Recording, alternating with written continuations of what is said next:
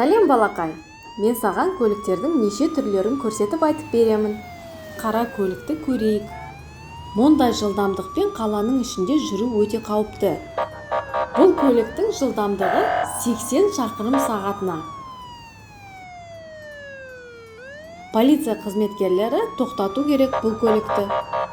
Озып тоқтатайын десе, алдарынан басқа көліктер жүріп келе жатыр.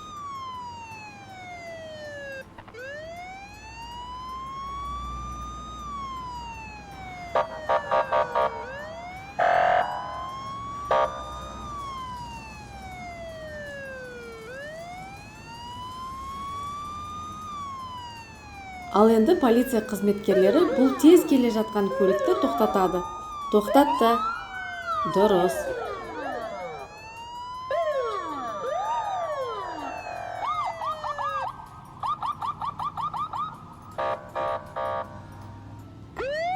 Балақай, бұл көлік медициналық жәрдем беретін көлік. Бұл көлікте жұмыспен жүрген жағдайда тез жүреді. Бұл көлікке басқа машиналар жол беру міндетті.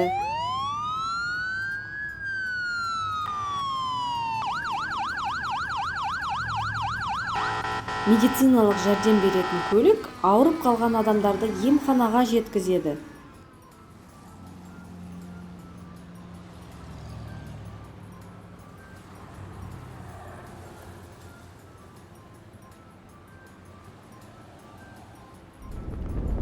Ой, бұл үйде өрт болып лапылдап от жанып тұр. Қандай қорқынышты. Бұл өртті кім енді сөндіреді? Кім құтқарады? Қандай үлкен от жанып тұр. Иә, өрт сөндіру көлігі көмектеседі. Өрт сөндіру көлігі жұмыспен жүрген жағдайда тез жүреді және дыбысты сигналын қосады.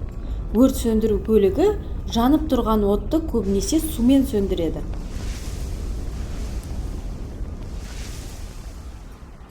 Ура! Өрт сөндірілді!